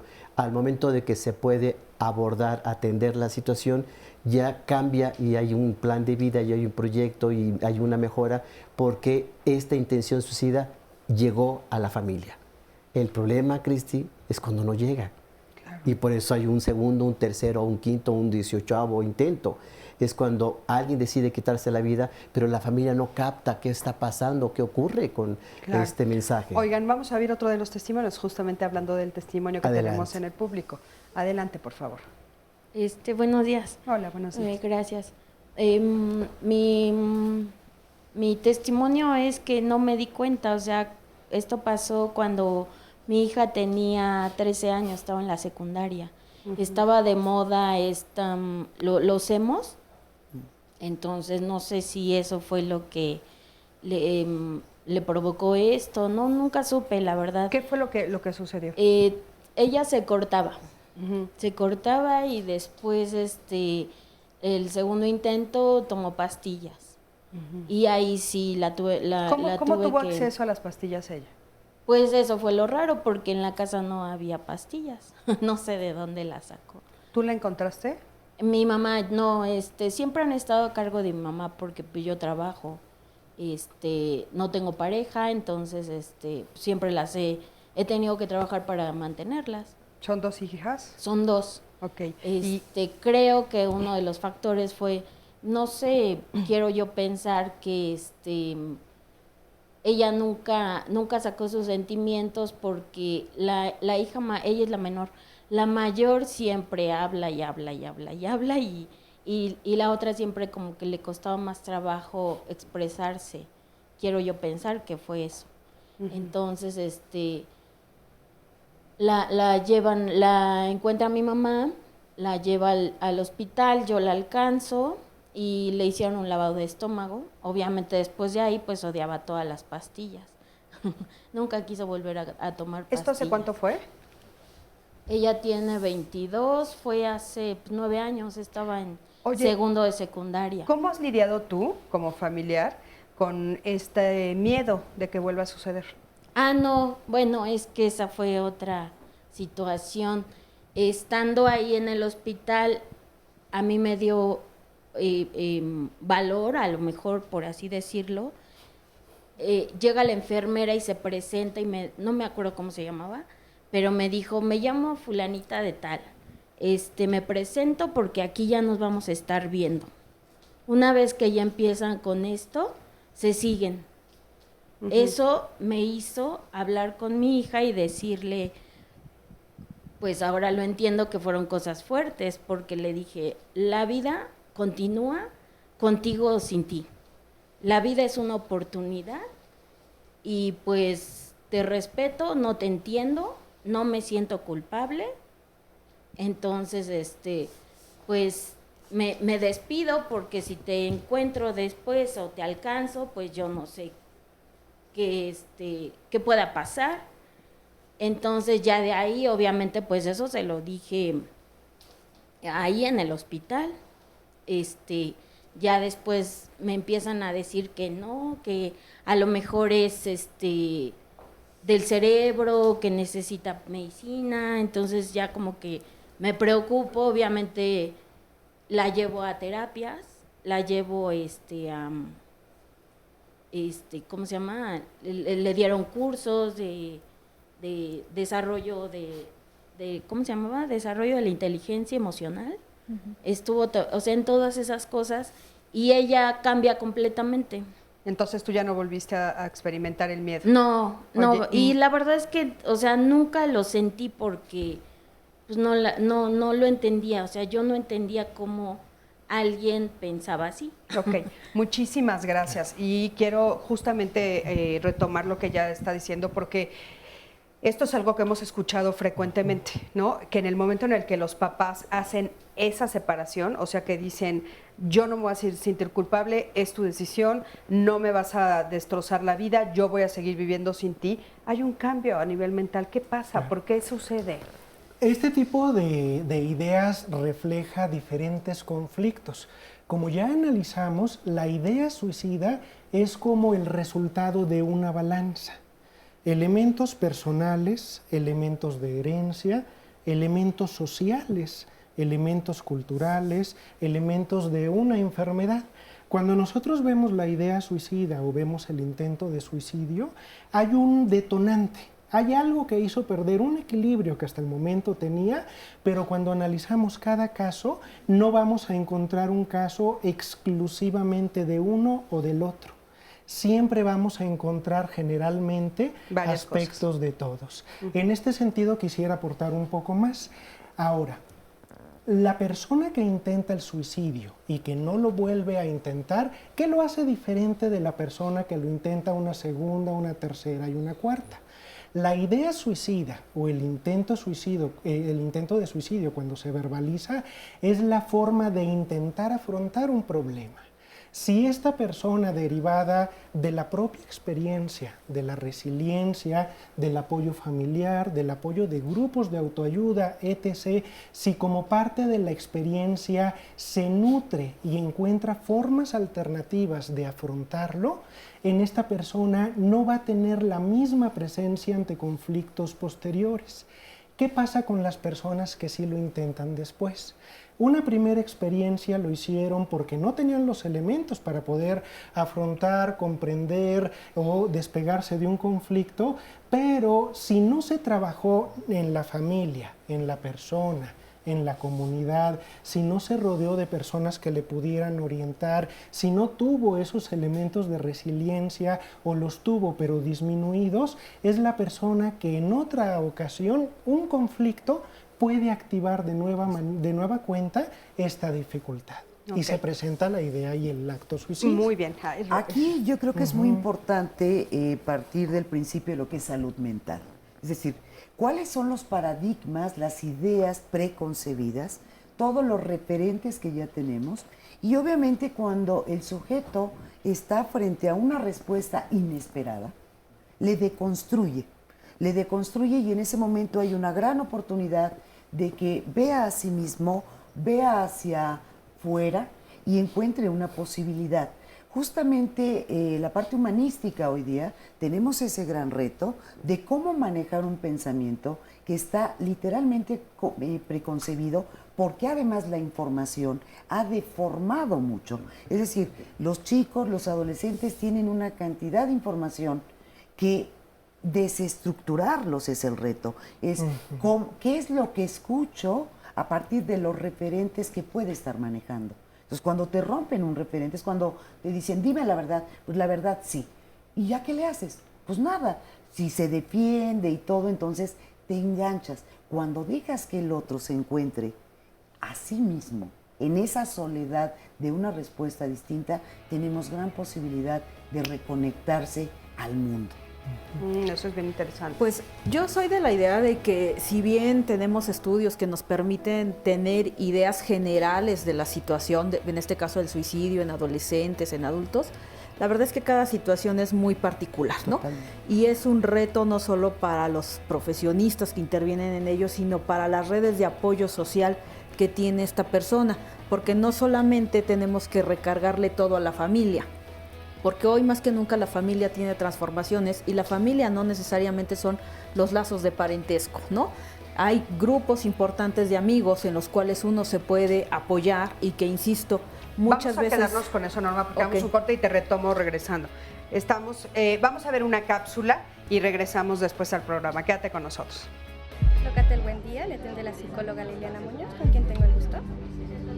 Muy bien, ¿cómo se encuentra el día de hoy? ¿De acuerdo? Sí, dígame. Escucho. ¿Qué fue lo que sucedió el día de hoy? Locatel tiene dos líneas de atención directas a la parte de atención y prevención al suicidio. La primera es la llamada directa, que a través de la extensión de emergencia del área de servicios integrales, la gente no tiene que esperar para ser atendida. Y bueno, ahí ya se identificó la problemática relacionada con el suicidio y se dirigió directamente a la parte de la extensión, donde va a encontrar un servicio profesional, tanto psicológico como médico, en el caso de que se necesite. Me comenta que su hijo está un poco mal. ¿A qué se refiere con un poco mal?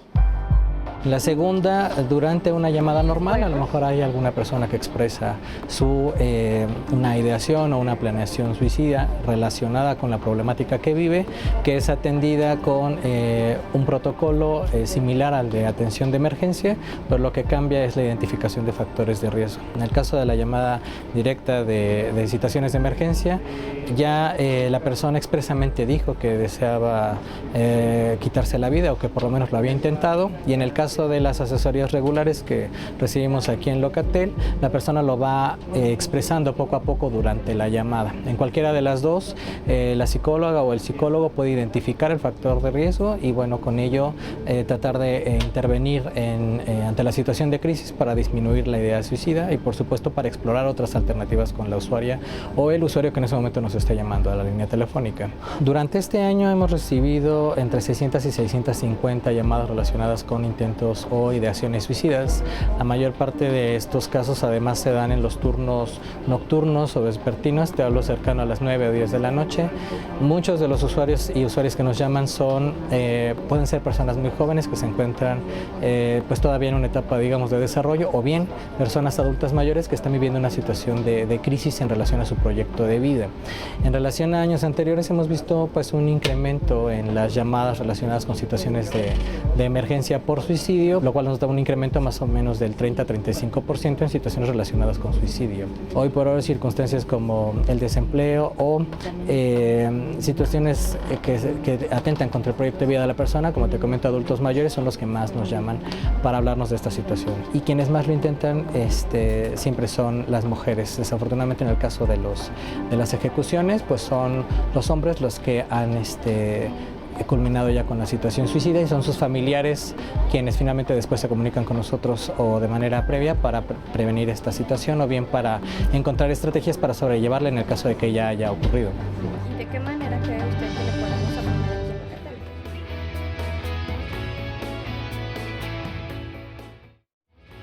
Ya casi estamos por finalizar el programa. Lo invito a que el próximo martes no se pierda nuestro martes de familia.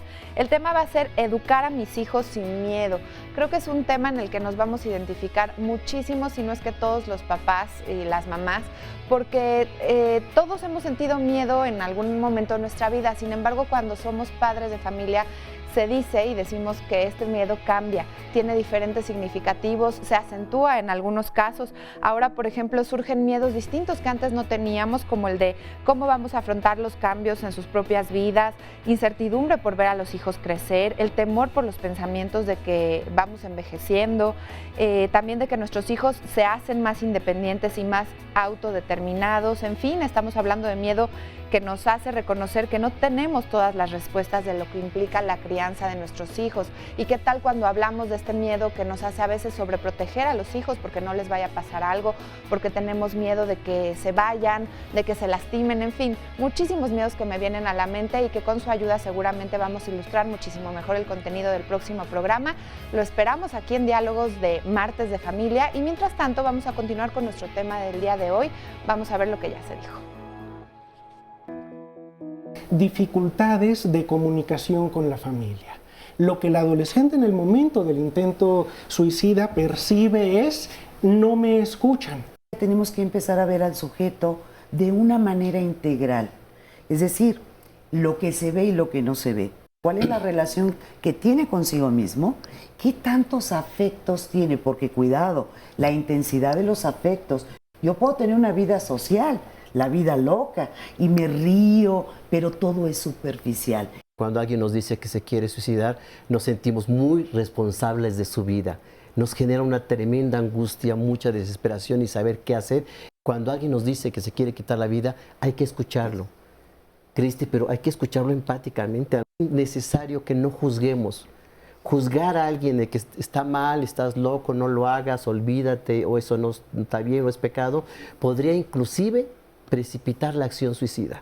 Sí se requiere canalizar a un especialista. Sí, hay necesidad de una atención multidisciplinaria. La acción suicida es una decisión autogestiva.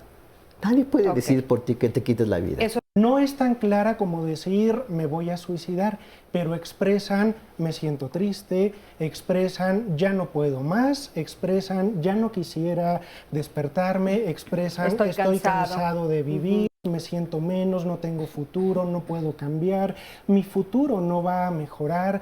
Siempre va a haber alguien que sea tu confidente, tu compañero, una red social oculta que tú luego tienes. Cuando nosotros vemos una idea suicida, esto es reflejo de una necesidad de intervenir a nivel individual, a nivel familiar y a nivel cultural o social. El medicamento tiene un punto muy importante, pero muy específico. El medicamento no es la panacea, el medicamento no es la solución, el medicamento no resuelve problemas. Buenas tardes, Call Center de Apoyo Psicológico. El call center como tal empezó a funcionar en el mes de abril del 2012, cuando el Instituto Mexicano de la Juventud nos ayudó a echar a andar este proyecto. Es un servicio de atención psicológica vía telefónica a toda la población en general, de lunes a viernes, y es dar apoyo psicológico y emocional a personas que no la están pasando bien, que tienen alguna cosa que no han resuelto, que están angustiados, que tienen crisis, que tienen ataques de pánico, en fin, cualquier situación de tipo emocional o psicológico que ellos consideren que deba de ser ventilado en ese momento y que necesitan una escucha atenta de alguien que los puede orientar o que les puede sugerir cómo afrontar exitosamente o lo mejor posible lo que les está sucediendo. Entonces, esto lo va a hacer cada vez que sienta que viene el ataque de pánico, para que usted pueda estar un poco más tranquilo.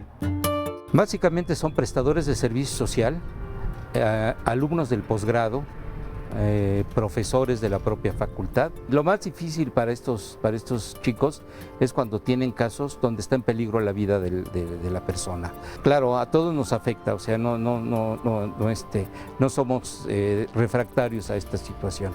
Nosotros le ofertamos a la persona que nos llama de 6 a 8 sesiones, igual que en cualquier psicoterapia, con una duración aproximada de 40 a 50 minutos. Y se hace por cita, como si fuera uno al psicólogo normalmente en una institución o en un consultorio. Nos llama del Distrito del Estado de México. El lunes, de acuerdo, permítame. Hay infinidad de llamadas y nos hablan de cualquier parte de la República Mexicana.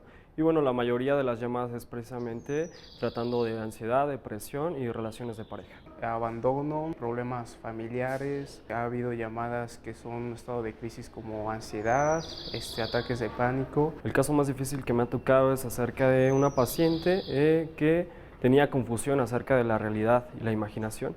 No sabía si lo que había hecho era verdad o imaginario. Existen diferentes herramientas, entre las principales que hay son, por ejemplo, los ejercicios de respiración diafragmática, entrenamiento autogénico, cuáles por una serie de pasos se le va enseñando al paciente cómo respirar.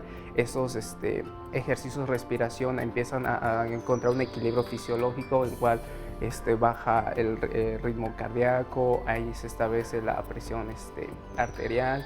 Esa es una de las herramientas. Lo más difícil es a veces tratar de entender y ponerte en el lugar del otro. Y tenemos la limitante, ¿no? De que no los tenemos de frente, simplemente escuchamos su voz. Entonces el hecho de saber identificar si realmente la emoción concuerda con la expresión es también difícil de investigar y de ver. Pues muchísimas gracias también y qué interesante saber que existen tantos lugares de apoyo, la verdad, sí, donde la gente puede acudir, acercarse, llamar y encontrar una respuesta. Y bueno, tenemos por último un testimonio aquí también en el público y en este caso esta persona nos va a platicar, bueno, pues que sí se llevó a cabo el suicidio. Adelante, por favor. Gracias por estar aquí. Gracias, al contrario. Bueno, pues yo vengo manejando hoy pues varios duelos, ¿no? Y bueno, lo más difícil ha sido ver que el primer duelo fue cuando me separé de una persona y este duelo me impidió ver que tenía personas a mi responsabilidad, que eran mis hijos. Me cerré una comunicación y pues no hubo interacción entre ellos y yo. ¿Cuántos hijos son? 2. 2. Llegó el momento en el que pues sí llegué a ver a mi hijo el mayor, que tenía 16 años, lastimado de los brazos. Yo, al ser una persona que también tenía intentos de suicidio, pues era por llamar la atención. No estaba así como tan fuerte la idea de verdad hacerlo, ¿no? O sea, tú en tu caso sí, también estuviste haciéndolo de adolescente. Sí, también. Y lo tienes claro de que fue para por llamar la atención. ¿Lograste tener la atención que estabas buscando? No, realmente no. ¿Y pensaste que con tu hijo era la misma situación? Exacto, yo cuando lo llegué a ver lastimado del cuerpo, yo pensé que él también estaba llamando la atención y lo dejé de ver como algo que pudiera ser un hecho, ¿no? Cuando yo descubro a mi hijo pues ya sin vida, veo como me quedé yo con muchas culpas, Al llegar a Neuróticos Anónimos del Movimiento Buena Voluntad, 24 horas, me han estado ayudando a ver que pues en mis intentos de suicidio yo manejé realidad distorsionada. Hoy yo veo que también el estar en esta agrupación, en esta terapia, pues veo que también él estaba viviendo una realidad, pero mi realidad también habla de indiferencia ante él, el no comunicarme. Hoy estoy viviendo, gracias a esta terapia, pues una relación diferente con mi hija, en donde ya veo cómo le pongo atención, en donde ya hay una comunicación. ¿Esto hace cuánto sucedió? Hace 6 años. 6 años. ¿Qué edad tiene tu hija hoy? 14 años. Ella era la más chica. Ella tenía 9 años. He podido también ver que los duelos, en mi caso, pues el primero, que fue la separación, pues me ensimismó mucho, ¿no? Y nada más pensaba en mí. Y hoy ver que este duelo que tenemos las dos, porque también veo que ella está afectada, y pues ella también está asistiendo a esta terapia, que es de Neuratin, que pertenece también al Movimiento Buena Voluntad 24 horas, de Neuróticos Anónimos, veo que también le está ayudando, pero nos han dado la oportunidad pues de ir superando este dolor, juntas, hablar, comunicarnos. Me han hecho ver a mí también que no nada más soy yo, que también hay personitas a mi lado. Y pues hoy estoy viviendo eso y pues se hablaba de las redes sociales también. Yo sí creo por hoy que fueron varios factores. Él también tenía una novia en donde pues él decía que esta niña tenía muchos actos o intentos de suicidio. En su buró apareció que ella le decía cómo hacerlo, con qué música hacerlo. Ella no lo hizo, el que terminó por hacerlo fue él. Y pues sí veo que pues el descuido de mi parte pues llevó a ese desenlace. ¿Tú cuánto tiempo tienes acudiendo a Neuróticos Anónimos? Hoy por hoy tengo 7 años. 7 años. 7 años en donde me han enseñado a vivir de diferente forma. Fíjate que si estoy equivocada, por favor, corrígeme, pero oigo en tus palabras como que sí te sientes culpable de lo que sucedió. Claro, ¿Sí te sientes culpable? Sí, esta culpabilidad yo pienso que la voy a manejar siempre, pero en Neuróticos Anónimos estoy aprendiendo a respetar también una decisión que él tomó, que él pues así lo quiso. Sí estoy aprendiendo a hacerlo diferente. Hoy veo que mientras haya un nuevo día hay una nueva forma de hacerlo diferente, yo como mamá, y también poner pues atención a las necesidades que hoy tiene mi hija. Ale, muchísimas gracias. ¿Qué le podemos decir sobre justo esta parte en la que se escucha claramente que sí se siente culpable? El duelo por suicidio es uno de los duelos más difíciles y complejos de elaborar. Yo siempre he nombrado la culpa como una culpa entrampada.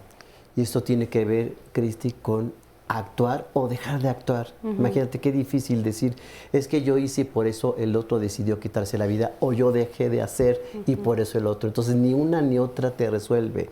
Entonces sí se requiere una ayuda profesional porque, insisto, dentro de todos los duelos este es el más complejo, más difícil de elaborar y se requiere toda una estrategia y una técnica para acompañamiento suicidológico y evitar efectivamente tanto los dolientes se queden con esta idea así como que lo imiten. Claro. Incluso en esta parte que menciona Alejandro, el duelo por suicidio es algo que descarna, porque lleva a tu centro y nos lleva al encuentro de la conciencia moral, ese sentido del bien y del mal, que precisamente nosotros en los aspectos de salud mental estamos tratando de reintegrar unos elementos nuevos para que esa moral, que ya no puede ser tan ruda, porque al hacer ese historial, esa verdad histórica, podemos reconciliar a la persona con la realidad del acto. ¿Por qué? Porque no actuó con mala intención. Vamos a quitar de lado a una persona delictiva, a una persona con mala intención. Pero ese sentimiento, esa conciencia moral, es lo que ese péndulo no para. Y ahí es donde la salud mental puede ayudar, porque integra otros elementos que la persona no ve en ese momento, lo ve lineal, ve lo que ve. Y obviamente esto nos va a enseñar y debemos prepararnos a trabajar alertas. Es decir, debemos romper el paradigma que yo voy al psicólogo solamente porque tengo un problema. Y además tenemos que entender que las condiciones modernas nos demandan otras habilidades. Claro, bien importante. Sí, normalmente que te quedaste aparte con algo pendiente. Sí, precisamente iba a recuperar un poco el sentimiento de culpa, sobre todo de los familiares, ante la posibilidad de hacer o no hacer algo por ellos. No obstante, a pesar de las intervenciones que se realiza con ellos, ¿no?, o que pudiera realizarse con ellos, este sentimiento prevalece a lo largo de la vida. Lo que pasa generalmente con los padres, sobre todo de adolescentes o jóvenes que se suicidan, es que aprenden a vivir con ello, a lidiar con ello y aceptar que no es responsabilidad de ellos, sino del otro, ¿no? Realmente, y aparte, no solamente tiene que ver con la connotación del suicidio, sino la muerte de un hijo en sí. Es algo, es una crisis no normativa, ¿no? ¿Por qué? Porque se supone que los hijos, ¿no?, en el ciclo de la vida deben de morir después que nosotros. Pero si mueren de un accidente o en este caso de suicidio, pues realmente las culpas prevalecen en toda la familia, no solamente en la familia nuclear, sino en la extensa. Y en ese sentido, realmente es un enigma. Por más que discutamos, ¿no?, por qué una persona se suicida, pueden haber innumerables situaciones o causas que a lo mejor no quisieron hablar con nosotros, y dentro de una de ellas se encuentra a lo mejor la apertura a la sexualidad, ¿no? Hay personas que son homosexuales, bisexuales, y prefieren suicidarse antes de decirlo. A pesar de que la sociedad ha avanzado, todavía existe una cerrazón a este tipo de situaciones. Ahorita mencionaba, por ejemplo, hay una enfermedad que se llama neuralgia del trigémino, que el dolor es incomprensible física y emocionalmente, y las personas pues no encuentran, porque realmente no hay algún medicamento que aminore el dolor para ellas, ¿no?, porque es un trastorno que es neurológico. Y en ese sentido, los dolores no solamente son dolores físicos, sino también dolores del alma que se dan en esta sociedad contemporánea. Ya lo decía Zygmunt Bauman, vivimos en una sociedad totalmente líquida, ¿no?, en una sociedad en donde podamos tener relaciones sociales a través de las tecnologías de la información y de la comunicación, pero realmente estamos solos.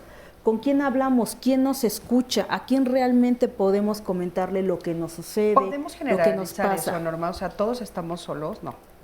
No, pero sí cada vez estamos más solos. Estar en las redes sociales no nos hace, no nos da la misma cualidad de vida de decirte, oye, el tocarte, el sentirte, el verte Ahora, a los ojos. Las sociedades, por ejemplo, en el caso particular, la mexicana, que es la nuestra, todavía tenemos esa parte, ¿no? O sea, sí estamos en el riesgo de caer en la ausencia total y en esta vida líquida de la que habla Bauman, pero, o sea, todavía somos muy de familia, ¿no? Los latinos. Afortunadamente, los latinos todavía somos de familia, pero si revisamos, ya casi las familias están modificando su estructura. Ahorita, a lo mucho, tenemos 2 hijos.